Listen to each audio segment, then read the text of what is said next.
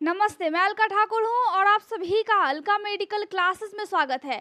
तो मैंने ये आपको बोला था कल कि कल शाम में 6 बजे लेक्चर आएंगे, लेकिन आया नहीं क्योंकि कल रक्षाबंधन था। तो मैंने बोला तो था कि सुबह में आप मना लेना, लेकिन शाम में लेक्चर आएगा, लेकिन आया नहीं। मैंने सोचा मैं आपको डिस्टर्ब क्यों करूँ, मेडिकल सर्जिकल नर्सिंग के लेक्चर्स होते हैं, बड़े इंपॉर्टेंट है। तो मैंने सोचा कि आपको एंजॉय करना चाहिए। तो आपने मिठाइयाँ भी खाई होंगी, राखी भी बांधा होगा और बड़े अच्छे तरीके से आपने ये रक्षाबंधन का त्यौहार मनाया होगा, जो कि बहुत ही खूबसूरत होता है। मैंने भी मनाया, आपने भी मनाया होगा। अब हम आते हैं अपने पढ़ाई की तरफ और आज हम पढ़ाई करेंगे। आज फिर से हम मेडिकल सर्जिकल नर्सिंग के जो सब्जेक्ट्स है उसके लेक्चर 11 को अटेंड कर रहे हो आप अभी। पता है कि नहीं पता है, लेक्चर 10 हमने कर लिया है, मतलब डिजीज पढ़ते हैं हम मेडिकल सर्जिकल नर्सिंग में क्या पढ़ते हैं, हम रोगों को पढ़ते हैं। अब किस रोग को हम पढ़ रहे हैं? किडनी में होने वाले विभिन्न विभिन्न तरह के रोगों को हम अभी पढ़ रहे हैं और एनाटॉमी एंड फिजियोलॉजी में हम उसके स्ट्रक्चर और उसके फंक्शन को पढ़ रहे हैं, जिसको मतलब हम बोलते हैं एनाटॉमी, स्ट्रक्चर और फिजियोलॉजी, फंक्शन। तो किडनी के स्ट्रक्चर के बारे में पढ़ रहे हैं, किडनी के फंक्शन के बारे में पढ़ रहे हैं, तो उसके रोग के बारे में भी हम मेडिकल सर्जिकल नर्सिंग में पढ़ रहे हैं। और ये नर्सिंग के छात्रों के लिए, जेएनएम के छात्रों के लिए और जो पैथोलॉजी करते हैं, जो लैब टेक्नीशियन का कोर्स कर रहे हैं, उनके लिए, क्योंकि उनके में एक सब्जेक्ट है पैथोलॉजी। वैसे पैथोलॉजी जो है वो मेडिकल सर्जिकल नर्सिंग, जो कि नर्सिंग के छात्र है, ठीक है, और जेएनएम के छात्र है, लैब टेक्नीशियन के छात्र हो गए, या फिर फिजियोथेरेपिस्ट, या फिर एमबीबीएस, या फिर रेडियोलॉजी, किसी के भी छात्र हो, आप फार्मा के छात्र हो, पैथोलॉजी आपको पढ़ना पड़ेगा। एक सब्जेक्ट है और उसमें आपको पढ़ना पड़ता है। अब मेडिकल सर्जिकल नर्सिंग को मैं हाईलाइट इसीलिए कर रही हूँ क्योंकि इसमें हम बहुत अच्छे तरीके से, बहुत डिटेल से पढ़ते हैं। आप अगर नर्सिंग के छात्र नहीं भी हो तभी भी आप इस क्लास को अटेंड कर सकते हैं, क्योंकि आपको कहीं ना कहीं ये चीज़ें आपके सब्जेक्ट्स में होंगी और ये टॉपिक्स आपके सब्जेक्ट में होगा, ठीक है। तो यहाँ पे हम मेडिकल सर्जिकल नर्सिंग का लेक्चर 11 पढ़ रहे हैं, मतलब 10 रोगों को हमने अभी तक पढ़ लिया है। मतलब बहुत सारे रोग थे जिसमें था किडनी स्टोन, किडनी में पानी भर जाना और इन्फेक्शन हो जाता है। तो बहुत तरह के रोगों को हमने पढ़ा है। और आप अगर चैनल पर जा करके प्लेलिस्ट में देखते हो तो लाइन वाइज लगा हुआ है, सीरीज वाइज मैंने लगाया है, डिसऑर्डर ऑफ यूरिनरी सिस्टम, जिसमें आपको लेक्चर 10 तक आपको मिल जाएंगे और आज है लेक्चर 11। अब 11 में आपको क्या पढ़ना है, देखिए इस लेक्चर में हम ये पढ़ेंगे, मतलब किडनी में होने वाली समस्या, यूरिनरी सिस्टम, जो पेशाब का हमारा पूरा सिस्टम है, पेशाब क्षमता है, पेशाब बॉडी से बाहर आता है, तो ये जो पूरा सिस्टम है हम किस में पढ़ते हैं, यूरिनरी सिस्टम में पढ़ते हैं। अब इस सिस्टम के अंदर में आपकी किडनी भी आती है। देखिए किडनी आपके पास कितना होता है, किडनी की संख्या 2 होती है, किसी के पास 3 होती है क्या, नहीं होती है। अब किडनी आपकी क्या करती है, किडनी इस टाइप की होती है और इसके साथ एक पाइप लगा होता है, फिर थैली टाइप का एक स्ट्रक्चर होता है और फिर बाहर ये जो है आपका पेशाब का रास्ता होता है, मतलब यूरेथ्रा होता है। मैंने समझाया है लेकिन मैं फिर से समझा देती हूँ। किडनी आपके पास है, किडनी बनी हुई है बहुत सारे नेफ्रॉन से। एक किडनी में लगभग 1 से 1.5 मिलियन नेफ्रॉन होते हैं, दूसरे में भी वही हाल है, दूसरे में भी वही हाल है। तो दोनों किडनी को मिलाकर के आपके पास लगभग लाखों की संख्या में नेफ्रॉन्स होते हैं। नेफ्रॉन कैसा होता है, नेफ्रॉन कुछ इस टाइप का होता है और ये आपके पेशाब को छानती है, मतलब आपके ब्लड में जो भी गंदगी है, जो भी यूरिया है, उसको छानती है, तो वो आपका बन जाता है यूरिन। अब वो जो यूरिन है, जो कि वेस्ट, जो कि आपकी इस वाली पोर्शन यानी कि किडनी ने छाना, अब उस यूरिन को निकलना है बॉडी के बाहर। अगर वो बाहर नहीं निकलेगा तो क्या होगा, तो आपके बॉडी में जमा हो जाएगी गंदगी। जब भी आपके बॉडी में गंदगी जमा होगी तो उस कंडीशन में आपकी बॉडी में तरह तरह के इन्फेक्शन होंगे, स्किन पे रैशेज होंगे। अब जाहिर सी बात है बॉडी में अगर गंदगी है तो आपको दिक्कत तो होगा। अब हम ये मानते हैं, मानते क्या है, ये एग्जैक्टली है, अगर आपकी बॉडी में गंदगी है तो क्या आपका बॉडी स्वस्थ होगा, बिल्कुल भी नहीं होगा। तो इस कंडीशन में हमें हमें क्या करना चाहिए? इस कंडीशन में हमें डॉक्टर के पास जाना चाहिए। मैं डॉक्टर नहीं हूँ, मैं एक टीचर हूँ, ये मैं आपको बता दूँ। मैं आपको कोई भी दवाइयाँ लिख कर के नहीं दे सकती हूँ और मैं सिर्फ़ आपको पढ़ाऊँगी, बस मेरा इतना ही काम है। मैं एक टीचर हूँ, मैं आपको गाइड कर सकती हूँ और आपको मैं पढ़ाऊँगी। जब मुझे डिग्री मिलेगा, उस वक़्त मैं किसी को भी ट्रीटमेंट दे सकती हूँ। अभी मुझे नहीं मिला है क्योंकि मैं खुद छात्र हूँ, ठीक है? मैं खुद स्टूडेंट हूँ। तो हुआ क्या? हुआ ये कि मैंने आपको बताया था किडनी में इस वाले पोर्शन में क्या हो जाता है। अब ये जो पाइप लाइक स्ट्रक्चर है, इसमें भी दिक्कत होता है, लेकिन इसका जो दिक्कत है वो बहुत कम होता है, बहुत ही कम लोगों को होता है। अब हुआ क्या कि किडनी आपकी यूरिन को छानी और उसके बाद इस पाइप लाइक स्ट्रक्चर यानी कि पाइप जैसा जो स्ट्रक्चर है यहाँ पे, इसके माध्यम से ये जो थैली है यहाँ पर फिर आपका क्या हो गया, यहाँ पर देखिए, यहाँ पे पेन को हम चेंज कर लेते हैं। चलिए वाइट कर लिया हमने ताकि आपको दिख जाए। अब यहाँ पे ये जो पेशाब है वो जमा हो जाएगा। अब जब ये थैली पूरी तरह से भर जाएगा और इस थैली को क्या बोलते हैं? यूरिनरी ब्लैडर बोलते हैं। याद रखेंगे आप? मैं उम्मीद कर रही हूँ कि आप याद रखेंगे। कॉपी लिया आपने, पेन लिया आपने, पानी का बॉटल रखा आपने साथ में, ताकि आपको पूरे फुल अटेंशन के साथ इस लेक्चर को अटेंड करना है। और जो मैंने लिखा है, अगर आप इतना भी लिख लेते हो लेक्चर को अटेंड करने के टाइम में, तो आपके नोट्स साथ साथ बन जाएंगे, एग्जाम में बहुत अच्छे मार्क्स आएंगे। आप बस मेरे साथ बने रहिए और अच्छे से सीखिए। मैं आपको बिल्कुल हिंदी में बता रही हूँ, ठीक है? ज़्यादा और आपको नॉलेज चाहिए अपने बॉडी के बारे में, तो आप नॉन मेडिकल हो या फिर मेडिकल हो, तो आप जा करके डू यू नो सीरीज़ जो कि अलका मेडिकल क्लासेस एप्लीकेशन पर है, जा करके आप परचेज कर सकते हो। उसमें 10 वीडियो है जो कि आपको देखना चाहिए। प्रेशर नहीं है, लेकिन आपको देखना चाहिए। आपकी बॉडी के लिए, आपके आने वाले जनरेशन के लिए बहुत ही ज़्यादा इम्पॉर्टेंट है, जिसमें हम बहुत छोटी-छोटी चीज़ों पे बहुत ज़्यादा पैनिक कर जाते हैं। आपकी बॉडी में अगर कोई दिक्कत होता है तो आप पैनिक कर जाते हो, या फिर आपको पता ही नहीं होता है कि आपकी बॉडी में क्या हो गया। आपको लगता है कि नॉर्मल है, लेकिन कुछ कुछ चीज़ें ऐसी होती है जो कि नॉर्मल नहीं होती है।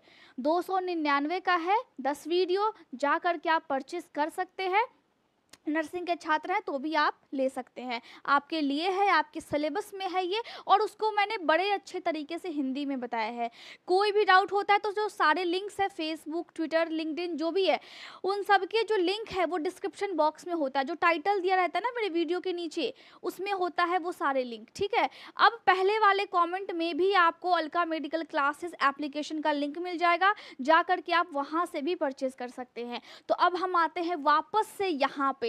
अब हमने क्या सीखा? हमने सीखा ये कि आपकी किडनी है, 2 किडनी है, 2 ही होती है, ठीक है? अब 2 है, 2 आपके यूरिन को छानती है, मतलब ब्लड को फिल्टर करती है, जिसमें से निकलता है यूरिन। अब यूरिन निकलने के बाद इस पाइप से होकर के आपकी इस थैली में आया और जमा हो गया। अब जब तक यह थैली नहीं भरेगी तब तक आपको पेशाब नहीं लगेगा, आपको ऐसा नहीं लगेगा कि आपको जाना चाहिए वॉशरूम। अब जब ये थैली भर जाती है तो आपको टाइम टू टाइम जा करके इस थैली को खाली करना होता है। मतलब ये एक बिल्कुल ही नॉर्मल प्रोसेस है। लेकिन दिक्कत क्या होता है? दिक्कत तब होता है जब आपके किडनी में या फिर आपके इस पाइप में, जिसको हम बोलते हैं यूरेटर, क्या बोलते हैं? यूरेटर। अब इसमें दिक्कत हो गया, या फिर आपकी इस थैली में, जिसको हम बोलते हैं ब्लैडर। अब जो भी बॉडी में थैली टाइप का स्ट्रक्चर है और उसमें फ्लूइड भरा है, अब इसमें क्या भरा होगा? इसमें पेशाब भरा होगा। अब हम मान सकते हैं, बोल सकते हैं कि इसमें शायद पानी भरा होगा। पानी भी तो मिक्स होता है यूरिन के साथ, यूरिया होती है, बहुत अलग अलग तरह के कंपोनेंट्स होते हैं जो कि बॉडी में ज़्यादा हो जाता है, वो भी आपके यूरिन में आ जाता है। तो उसको हम पढ़ेंगे यूरिन फॉर्मेशन में, कि आपका पेशाब कैसे बनता है, हम उसमें पढ़ेंगे, एनाटॉमी एंड फिजियोलॉजी में हम पढ़ेंगे। तो इतना तो समझ में आपको आ गया कि बॉडी में अगर कहीं भी स्ट्रक्चर हो और वहाँ पर अगर थैली लाइक स्ट्रक्चर होती है और उसमें फ्लूइड भरा हो, पानी टाइप का भरा हो, कुछ भी लिक्विड भरा हो, तो उसको हम क्या बोलते हैं? उसको हम बोलते हैं सिस्ट। अब दिक्कत क्या होता है? दिक्कत ये होता है कि औरतों को या फिर किसी आदमी को, दोनों को दिक्कत हो सकता है। यूरिन में इन्फेक्शन दोनों को हो सकता है, जिसको हमने डिस्कस किया था पिछले लेक्चर 10 में, ठीक है? तो दोनों को दिक्कत हो सकता है। तो यूटीआई की समस्या कैसे होती है, क्यों हो जाती है, किस तरीके से हो जाती है? आदमी को, औरत को, दोनों में से किसको ज़्यादा होने के चांसेस है यूटीआई की समस्या? इसको हमने डिस्कस किया लेक्चर 10 में, इससे पिछले वाले लेक्चर में, ठीक है? अब ये जो लेक्चर है इसमें हम डिस्कस कर रहे हैं कि ये जो आपकी थैलीनुमा स्ट्रक्चर है जिसमें कि पेशाब आपका फिल होता है, भरते रहता है और जब भर जाता है तो फिर हमें पेशाब जाना पड़ता है, वॉशरूम जाना पड़ता है। अब वॉशरूम में अगर कोई हो उस टाइम में तो हम पूरा गेट को एकदम धक्का देते हैं, जल्दी निकलो नहीं तो यहीं हो जाएगा। ऐसा होता है कि नहीं होता है? जब ऐसा बार बार आपके साथ होने लगे ना तो आप समझ जाना कि आपकी बॉडी में कुछ ना कुछ दिक्कत हो रही है, क्योंकि पेशाब बार बार आना या फिर पेशाब में जलन होना या फिर पेशाब लगते ही लगना कि अब तो बस हो जाएगा, अब तो बस हो जाएगा, तो ये दिक्कत वाली बात है। अब यहाँ पर क्या दिक्कत है? यहाँ पर दिक्कत ये है कि आपके इस थैली में हो गई है सूजन। अब सूजन क्यों हुई है उसको हम समझेंगे, लेकिन सबसे पहले ये समझिए कि यहाँ पर ये जब ये सारे सिम्टम आते हैं ना तो दिमाग में एक आपको हिंट होना चाहिए कि अच्छा ये दिक्कत हो सकता है। अगर मेरे पास कोई पेशेंट आया है या फिर मुझे प्रॉब्लम है या फिर किसी और को दिक्कत है, आप देख रहे हो किसी को वॉशरूम लग रहा है, किसी को वॉशरूम जाना है, वो कंट्रोल नहीं कर पा रहा है, तो बहुत तरह के दिक्कत होते हैं। लेकिन एक दिक्कत ये भी है कि आपके यूरिनरी ब्लैडर में हो गया है सूजन। अब हमने क्या बोला था आपको, जब इसमें सूजन होगा तो सिस्ट लाइक स्ट्रक्चर है ये, कहीं भी बॉडी में अगर छोटा सा पाउच भी बना हो और उसमें फ्लूइड भरा हो तो हम उसको बोलते हैं सिस्ट। तो यहाँ पे जब ब्लैडर में आपके सूजन हो तो हम उसको क्या बोलेंगे? सिस्टाइटिस बोलेंगे। क्या बोलेंगे? सिस्टाइटिस, क्योंकि इसमें आइटिस लगा हुआ है, ITIS। इसका मतलब होता है इन्फ्लामेशन। अब इन्फ्लामेशन का मतलब हिंदी में होता है सूजन। तो आपके थैली में, जो कि आपकी पेशाब की थैली है जहाँ पे पेशाब जमा होता है, उसमें हो रहा है सूजन। तो यहाँ पे आपको प्रॉब्लम क्या है? आपको प्रॉब्लम किडनी में नहीं है, आपको प्रॉब्लम यूरेटर में नहीं है, आपको दिक्कत कहाँ पर है? पेशाब की थैली में है। आपको पेशाब के रास्ते में दिक्कत नहीं है, पेशाब की थैली में दिक्कत है, वहाँ पर हो गया है सूजन। तो उसी को हम बोलते हैं सिस्टाइटिस। अब ये क्यों हो जाता है, किस लिए हो जाता है? क्या यूटीआई जैसा होता है वैसा ही कुछ कॉमन प्रॉब्लम है क्या? बिल्कुल। आपको या तो बैक्टीरियल सिस्टाइटिस हो जाएगा, इसका मतलब है कि कभी कभी ऐसा होता है कि पेशाब के रास्ते में इन्फेक्शन लगा और वो इन्फेक्शन फिर अंदर की तरफ जा करके आपके थैली को भी इन्फेक्टेड कर दिया। तो यहाँ पे इन्फेक्शन होगा तो वो जो इन्फेक्शन फैलाने वाली बैक्टीरिया होगी उसकी वजह से इन्फेक्शन है, तो हम उसको बोलेंगे बैक्टीरियल सिस्टाइटिस। अब एक और दिक्कत होता है कि आपको पेशाब के रास्ते में कोई इन्फेक्शन नहीं है, उसको हम क्या बोलते हैं? उसको हम बोलते हैं नॉन इन्फेक्शियस सिस्टाइटिस, जिसमें आपको पेशाब के रास्ते में कोई दिक्कत नहीं है, वहां से कोई बैक्टीरिया नहीं आया है। जब बैक्टीरिया नहीं आया है तो क्या आया है? अब क्या आया है इसको हम देखते हैं। तो नॉन इन्फेक्शियस सिस्टाइटिस में जो सबसे पहला है वो है आपका इंटरस्टिशियल सिस्टाइटिस। ये क्या है? इसमें ये है कि आपके पेशाब की थैली के सबसे अंदर वाले लेयर में हो गया है सूजन, इसी को हम बोलते हैं इंटरस्टिशियल सिस्टाइटिस। दूसरा है कोई दवाई लेने की वजह से, जो कैंसर के पेशेंट होते हैं और जो वो दवाइयाँ लेते हैं तो बहुत हेवी डोज में उनको दी जाती है, तो उस कंडीशन में वो जो दवाइयाँ लेंगे उसको हम क्या बोलते हैं? Chemotherapy drugs. ड्रग्स का मतलब है दवाई और कीमोथेरेपी का मतलब है कि कैंसर के टाइम में जो हम दवाइयाँ लेते हैं उसमें दो कॉमन चीज है, जो कि क्या है? साइक्लोफॉस्फेमाइड या फिर आइफॉस्फेमाइड। ये दोनों दवाइयों की वजह से क्या होता है? आपके ब्लैडर में, यूरिनरी ब्लैडर में हो सकता है सूजन और हो भी जाता है। अब यहाँ पर आपको फिर दिक्कत हो गया। तीसरा है कि रेडिएशन सिस्टाइटिस। अगर आप बहुत ज़्यादा एक्सरे करवाते हैं, बहुत ही ज़्यादा, किसी लोगों की आदत होती है बहुत ही ज़्यादा, डॉक्टर को जिद करते हैं, नहीं डॉक्टर साहब मुझे ऐसा लग रहा है ना कि मेरे नाभि के नीचे कुछ हो गया है, आप बस एक्सरे कर दीजिए। डॉक्टर का अगर पुर्जा आपके पास नहीं भी है, पर्ची अगर आपको नहीं भी उन्होंने लिख करके दिया है, तो भी आप क्या करते हो? तो भी आप कभी अपने मन से, कभी कांटेक्ट से जा करके वो आप एक्सरे करवा लेते हैं। तो इस कंडीशन में क्या हुआ? इस कंडीशन में ज़्यादा जब आप रेडिएशन, ज़्यादा जब आप गामा रेज, अल्फा रेज के सामने जब आप जाते हो तो आपकी बॉडी उस चीज़ों को, उस हानिकारक किरणों को फिर सह नहीं पाती है, फिर दिक्कत हो जाती है। तो ब्लैडर में हो सकता है आपके सूजन, अगर आप उस वाले एरिया की ज़्यादा एक्सरे करवाते हैं तब। इतना समझ में आ गया? उसके बाद क्या है? उसके बाद है फॉरेन बॉडी सिस्टाइटिस। अब देखिए, मैं ये उम्मीद करती हूँ कि किसी को भी ऐसी समस्या ना आए, लेकिन अगर कोई बेड रेस्ट में है, कोई पेशेंट है, हॉस्पिटल में कोई भी भर्ती है, तो उस कंडीशन में वो पेशेंट जा तो नहीं सकता है उठ करके वॉशरूम में। जब वो जाएगा नहीं तो क्या होगा, एक उसको यूरिन बैग लगता है ताकि उसका जो पेशाब है वो फिर बाहर आए। जब ज़्यादा दिन तक ये जो चीज़ें हैं जब होती हैं और बाहर से एक पाइप लगता है आपके उस मेन एरिया में जहाँ से पेशाब निकलता है आपके पेशाब के रास्ते में, तो आपको हो जाता है उस पाइप से इन्फेक्शन, क्योंकि वो जो पाइप है वो बाहर भी था और फिर वो इंड्यूस्ड हो रहा है आपकी बॉडी के अंदर में, मतलब आपकी बॉडी के अंदर तक वो जा रहा है बाहर से अंदर। वैसे तो वो बिल्कुल ही स्टेराइल होता है, लेकिन हमें दिक्कत ये होती है कि बार बार जब रब होता है तो आपकी स्किन भी डैमेज होती है, वहाँ की आपको इरिटेशन भी होता है, रेडनेस भी हो सकता है, लाल लाल भी हो सकता है स्किन में, और फिर वहाँ पे आपको इन्फेक्शन होने के चांसेस भी होते हैं।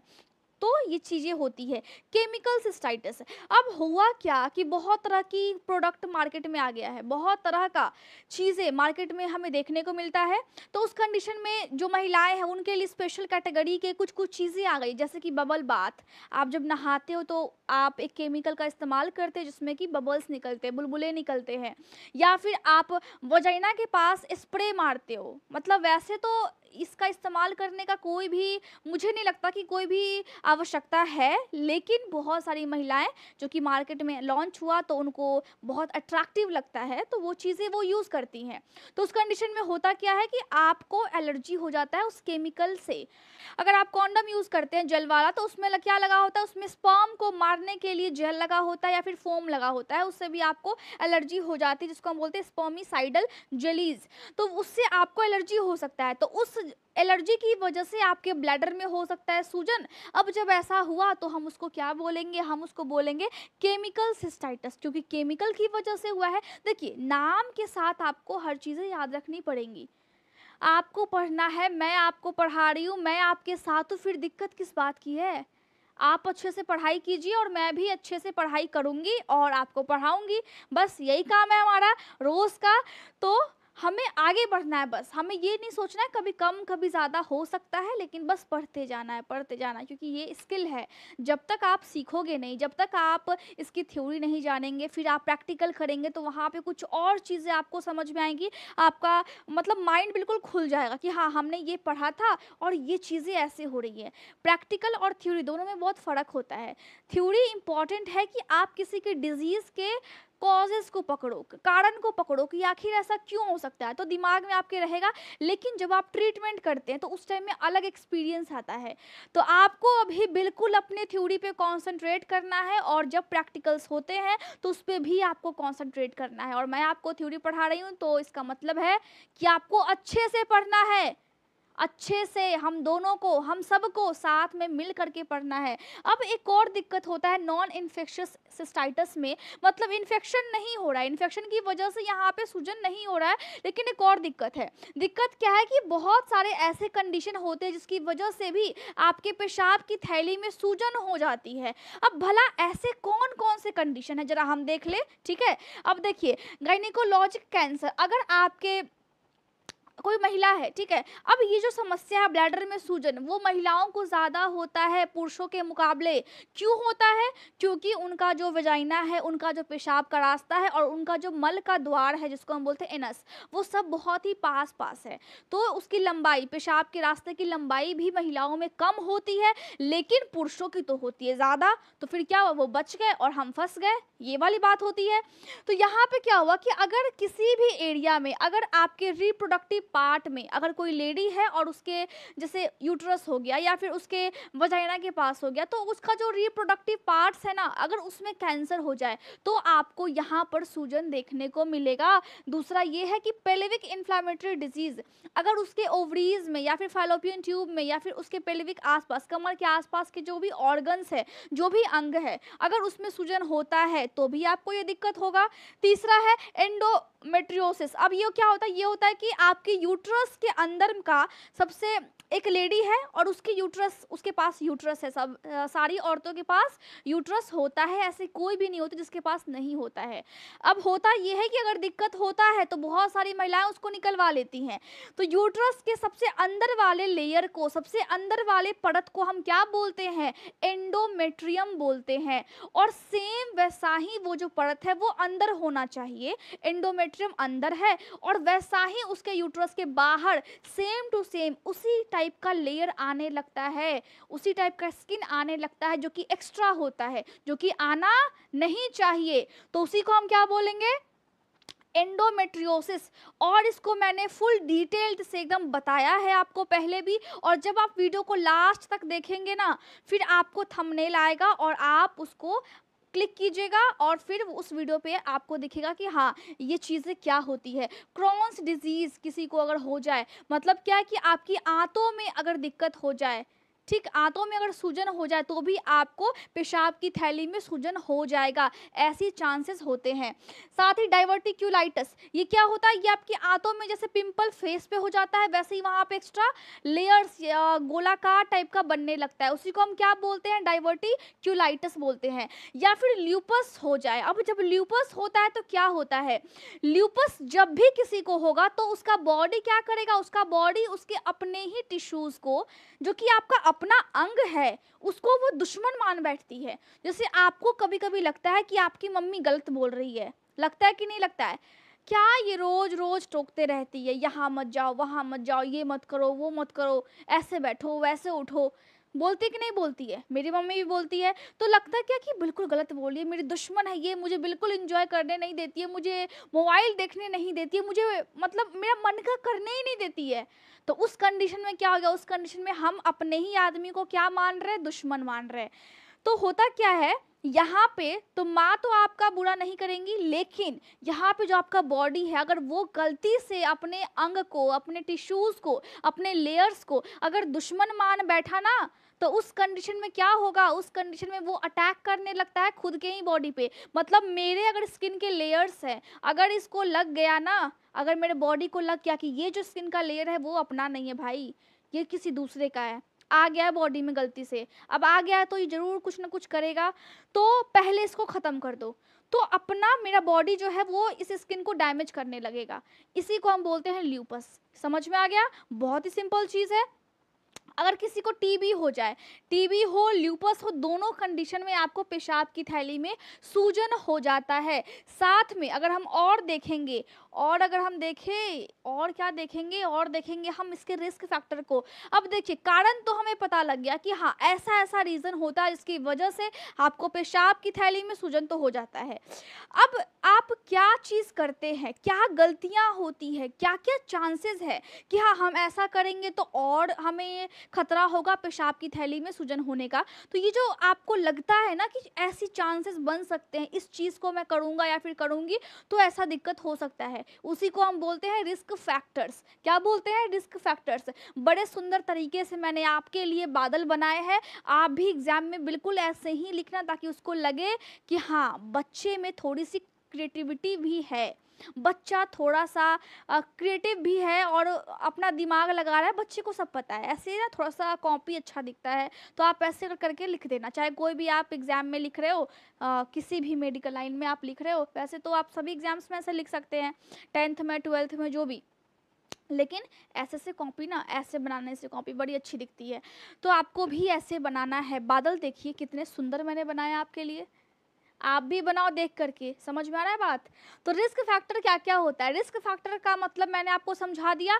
अब देखिए रिस्क फैक्टर का मतलब तो मैंने आपको बता दिया, रिस्क का मतलब ही होता है रिस्क। हम सब लाइफ में रिस्क लेते हैं, रिस्क के बिना कुछ भी नहीं है, लेकिन यहाँ पे अगर रिस्क लेंगे तो डैमेज हो सकता है, तो दिक्कत हो सकती है। अब क्या क्या डैमेज हो सकता है, क्या क्या रिस्क लेना नहीं चाहिए इस कंडीशन में कि हमारे थैली में मतलब यूरिनरी ब्लैडर में सूजन ना हो। इसका मतलब है कि आपको सबसे पहले गोनोरिया हो या फिर क्लेमाइडिया हो, दोनों से बच के रहना है। अब ये क्या है, मैंने बहुत ही फुल डिटेल लेक्चर बनाया है गोनोरिया पे, क्लेमाइडिया पे, और ये जो प्रॉब्लम है वो सेक्स करने की वजह से होता है। अगर किसी मेल को है तो वो जब सेक्स करेगी उसके साथ तो फीमेल को हो जाएगा, किसी फीमेल को है तो मेल को हो जाएगा। अगर कॉन्डम्स का इस्तेमाल करते हैं तो बच सकते हैं, लेकिन अगर नहीं करते हैं तो फिर दिक्कत हो जाती है। तो बैक्टीरिया होता है ये दोनों, और इसकी वजह से आपकी बॉडी में बहुत ही तबाही हो जाती है। आप पूछिए मत आपको क्या हो जाएगा। अब क्या होगा जाकर के आप लेक्चर को देखिए, बहुत ही डिटेल से मैंने आपको बताया है। तो ये हो, दोनों कंडीशन में ब्लैडर में सूजन हो जाता है। उसके बाद अगर कोई महिला प्रेग्नेंट है तो प्रेगनेंसी के टाइम में भी सूजन होने की संभावना रहती है। या फिर अगर किसी को डायबिटीज़ है या फिर एचआईवी है, तो एचआईवी क्या है, डायबिटीज़ क्या है, डायबिटीज़ कितने टाइप का होता है, आदमी को कौन सा होता है, बड़े लोगों को कौन सा होता है, बच्चों को कौन सा होता है, मैंने सब कुछ बताया है। एचआईवी क्या होता है, एड्स क्या होता है, क्या एड्स और एचआईवी दोनों में अंतर है? अंतर ये है कि जो एचआईवी है वो फर्स्ट स्टेज है और जो एड्स है वो सबसे लास्ट स्टेज है एचआईवी का, जिसके बाद बचने की कोई भी उम्मीद नहीं होती है, कोई दवाई काम नहीं करता है एड्स के बाद। तो मैंने दोनों के बारे में बताया है। तो अगर दोनों है, किसी को डायबिटीज़ है या फिर किसी को एचआईवी है, तो भी उसके ब्लैडर में, पेशाब की थैली में सूजन होने की संभावना रहती है और हो जाता है। ब्लैडर स्टोन है, अगर पेशाब की थैली में ही पथरी हो जाए तब तो सूजन होगा ही ना। उसके बाद एक और चीज़ है, अगर आप वॉशरूम जाते हो, और आजकल क्या चलन निकला हुआ है कि इंग्लिश टॉयलेट का, उसकी वजह से महिलाओं को बहुत ही ज़्यादा इन्फेक्शन हो रहा है, बहुत ज़्यादा। अब मैं तो यूज़ नहीं करती और मुझे करने भी नहीं आता है, और मैं चाहती भी नहीं कि कहीं पे मेरा पाला पड़े उस इंग्लिश टॉयलेट से, क्योंकि मुझे बहुत डर लगता है इन्फेक्शन से। और जब आपके प्राइवेट पार्ट में इन्फेक्शन होता है तो वो आपके पूरे हेल्थ को डिस्टर्ब कर देते हैं। तो ये जो इंग्लिश टॉयलेट का जो चलन है ना, इसकी वजह से इन्फेक्शन बहुत ज़्यादा बढ़ रहे हैं। तो मैं आपको ये बोलूँगी कि आप जो हिंदी वाला टॉयलेट है वही यूज़ किया कीजिए, वो आपके हेल्थ के लिए और वो आपकी बॉडी के लिए, दोनों के लिए बहुत ही सही है। तो क्या होता है कि जब आप टॉयलेट में, इंग्लिश टॉयलेट में या फिर टॉयलेट में भी जब आप बैठते हो और अगर आप जिससे वॉश कर रहे हैं वो चीज़ें गंदी है, उससे भी हो जाता है। तो हाइजीन को मेंटेन करना यहाँ पे बहुत ही अहम भूमिका बन जाता है। अगर ये मेंटेन नहीं हुआ तो आपकी पेशाब की थैली में सूजन हो सकता है इन्फेक्शन की वजह से। अब किसी किसी को दिक्कत होता है कि आपके ब्लैडर में ही कुछ स्ट्रक्चर में दिक्कत है, तो जन्म से जब किसी बच्चे को दिक्कत होता है ना, तो फिर उसके भी ब्लैडर में सूजन होने की संभावना रहती है, हो भी जाता है। तो बच्चे को जन्म से दिक्कत है, उसकी वजह से हमने क्या लिखा है, कॉन्जेनाइटल।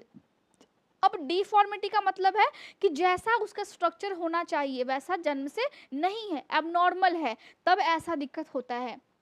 उसके बाद रेडियोथेरेपी अगर करवाते हैं, वही बात हो गई, जब आप एक्सरे करवाते हो या फिर जब आप रेडियोलॉजिस्ट के पास जाते हैं तो तरह तरह के रेज, किरणें आपके बॉडी के ऊपर उपयोग किया जाता है, उसकी वजह से ऐसा दिक्कत हो सकता है।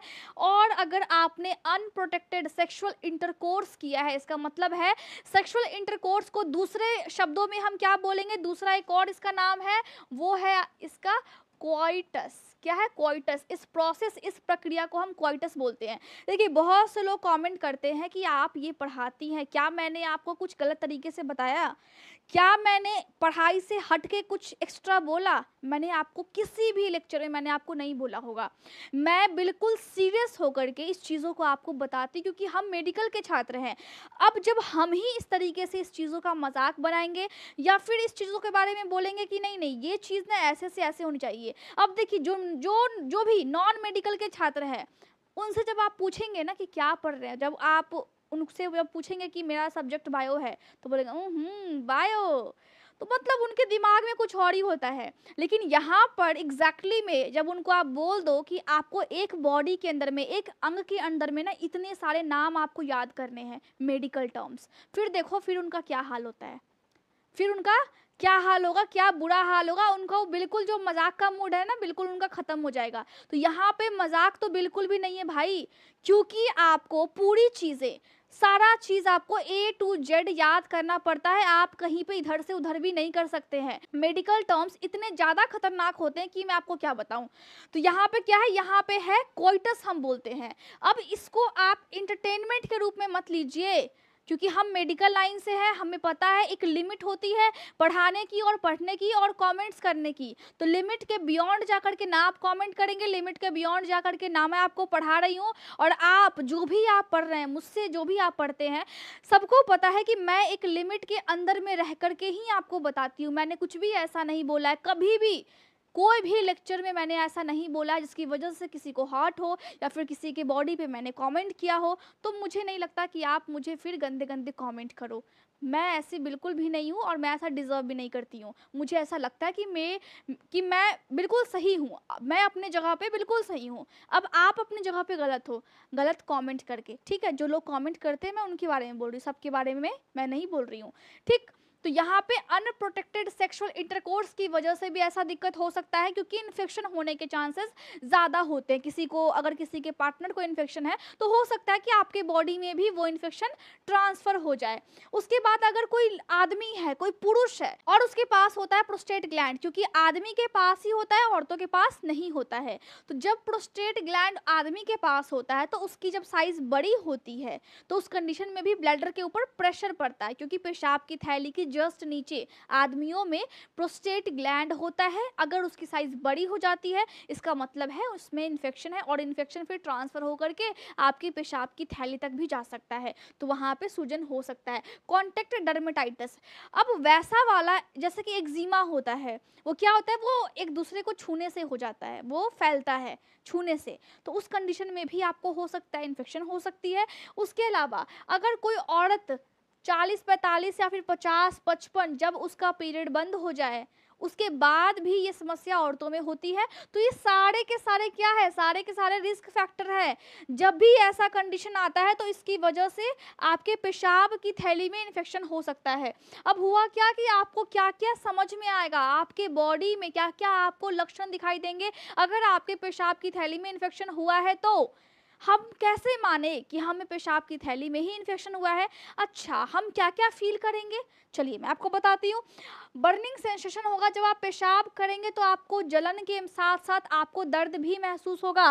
सेकेंड लाइन का मतलब यही है कि जब भी आपको पेशाब लगेगा तो कंट्रोल नहीं होगा, आप गेट को बिल्कुल एकदम नॉक करेंगे कि जल्दी खोलो, मम्मी जल्दी निकलो। भाई बहन होगा तो भाई बहन को आप चिल्लाओगे।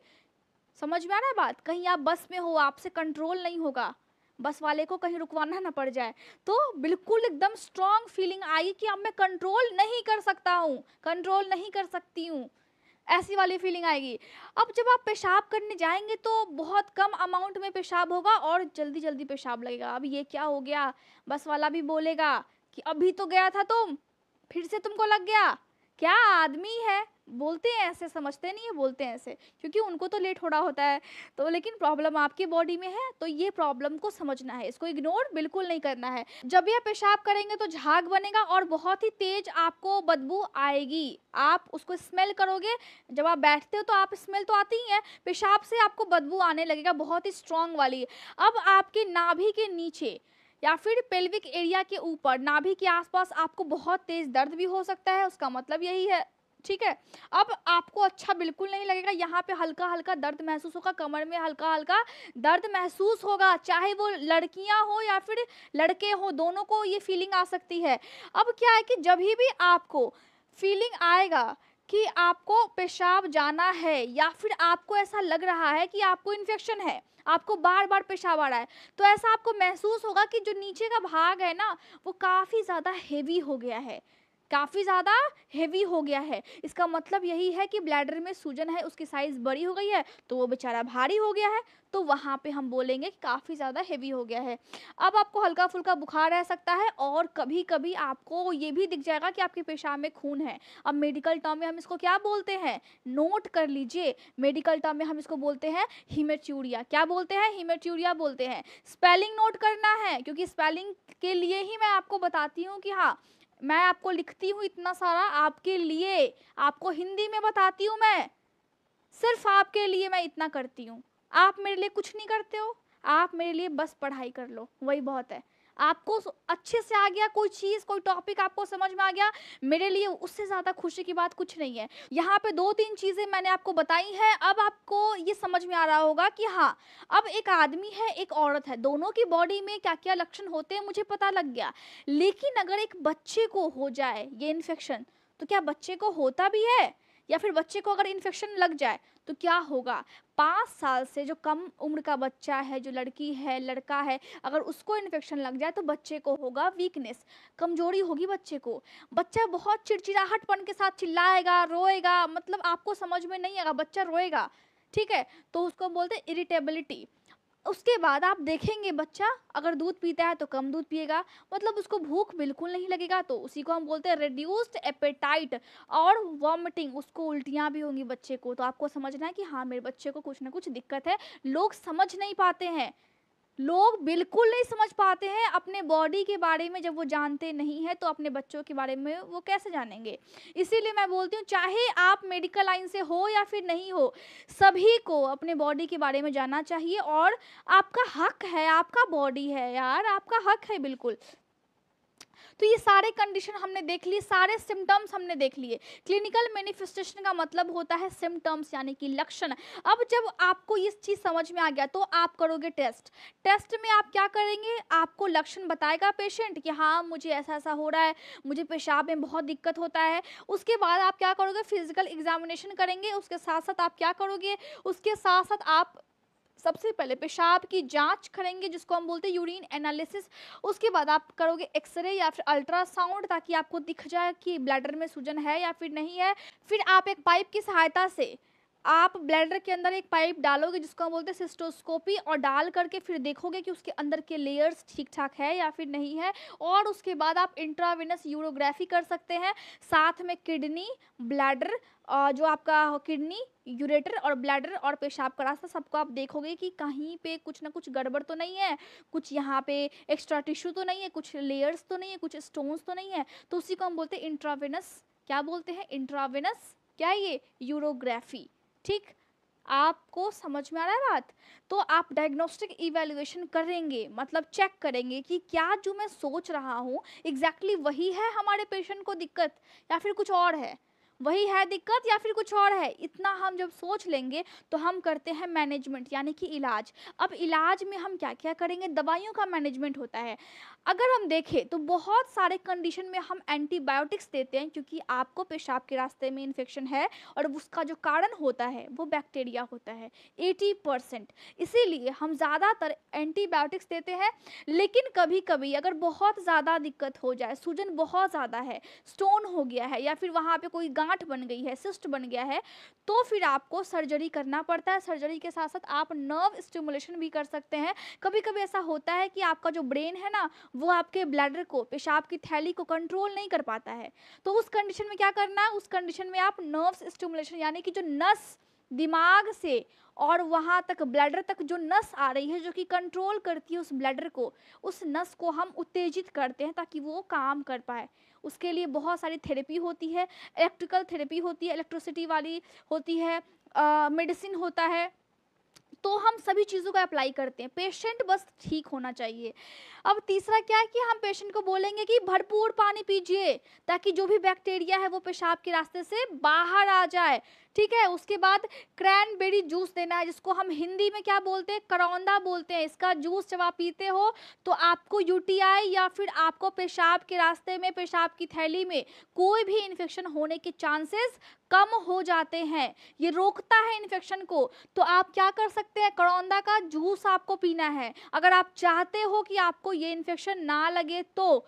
साथ में अब कभी भी एक चीज़ का ध्यान रखिए कि जब भी आप सेक्स करते हैं उसके बाद आप पेशाब के लिए जाएं, वॉशरूम पेशाब करें ताकि आपके बॉडी में जो भी बैक्टीरिया आई है वो पेशाब के रास्ते से बाहर निकल जाए, फ्लश्ड आउट हो जाए, बाहर निकले वो, उसको अंदर नहीं रहना है। उसके बाद ये आप ध्यान रखिए कि कभी भी आप लंबे टाइम तक पेशाब को रोक करके ना रखें, इसकी वजह से भी पेशाब की थैली में हो जाता है इन्फेक्शन। तो ये सब कुछ चीज़ें हैं जो कि आपको समझनी है। अब एंटीबायोटिक्स में बहुत तरह की चीज़ें होती है, मेडिसिन होता है। अब यहाँ पे एक और चीज़ है कि जो मैंने आपको बताया कि जो नॉन इन्फेक्शियस वाला था ना इन्फेक्शन, सबसे पहले में जो मैंने आपको बताया यहाँ पे कि ये सारे कारण हैं। जब भी आपकी बॉडी में इस तरह के कारण होंगे तो उस तरह से आपको दवाइयाँ दी जाएंगी। मतलब एक व्यक्ति को हम सारी चीज़ें नहीं दे सकते हैं, अगर उसके बॉडी में जो दिक्कत है उसी के अनुसार हमें दवाइयाँ देनी, चाहे डिजीज़ कोई सा भी हो। पहले हम देखेंगे कारण क्या है, उसके बाद उसका ट्रीटमेंट होगा कारण की अकॉर्डिंग। समझ में आ रहा है आपको। तो ये सारी चीज़ें हैं, तो इसी को हम क्या बोलते हैं, सिस्टाइटिस बोलते हैं। तो आज हमने बस एक छोटा सा टॉपिक डिस्कस किया है, मतलब पेशाब की थैली में सूजन हो जाना क्यों होता है, किस लिए होता है, लक्षण आपको क्या-क्या आते हैं और अगर लक्षण आए हैं तो आप कंफर्म कैसे करेंगे और जब कंफर्म हो गया तो मेडिसिन या फिर प्रिवेंशन बचाव कैसे करेंगे। सारी चीज़ों को मैंने आपको बताया है, नोट्स आपको टेलीग्राम पर मिलेंगे और अगर चाहिए तो आप वहाँ पे मैसेज कीजिए। Alka medical classes Telegram group चलता है टेलीग्राम ऐप पे और जा कर के आप उसको ज्वाइन कीजिए। अभी तक लगभग 5000 से ज़्यादा लोग हैं जुड़े हुए और वो अपने डाउट्स को पूछते हैं। उसमें एक डिस्कशन ग्रुप भी है जहाँ पे बहुत सारे बच्चे आपस में डिस्कस करते हैं, पूछते हैं, शेयर करते हैं। आप भी शेयर कर सकते हो, आप भी अपने डाउट को पूछ सकते हैं और व्हाट्सएप पे आप मैसेज मत किया कीजिए क्योंकि व्हाट्सएप पे मैं रिप्लाई नहीं दे पाती हूँ। आप कॉल करते हैं, कॉलिंग का जो टाइमिंग है वो 11 से 3 बजे तक है, सिर्फ़ और सिर्फ़ मेडिकल के छात्रों के लिए, जिनको टॉपिक में डाउट्स होते हैं या फिर जिनको कुछ भी दिक्कत होता है, जिनको लगता है कि मुझे ये चीज़ें समझ में नहीं आ रही है और मुझे एक बार बात कर लेना चाहिए, तो उनके लिए, उनको गाइड करने के लिए ही वो नंबर दिया गया है। तो जो नॉन मेडिकल है ना, वो आप फ़ोन ना करें। बहुत दिक्कत होता है फ़ोन उठाने में, करने में, वापस आपको फिर से बताने में हर चीज़, तो टाइम उतना ज़्यादा नहीं है। बहुत दिक्कत होता है, मुझे खुद भी पढ़ना है, आपको भी पढ़ाना है। आप समझ रहे हो मैं क्या बोल रही हूँ? मैं उम्मीद करती हूँ कि आपको समझ में आया होगा और आप अच्छे से पढ़ेंगे, नोट्स बनाएँगे और खुश रहिए, स्वस्थ रहिए और अपने फैमिली को अच्छे से रखिए और अपने सपनों के लिए काम कीजिए।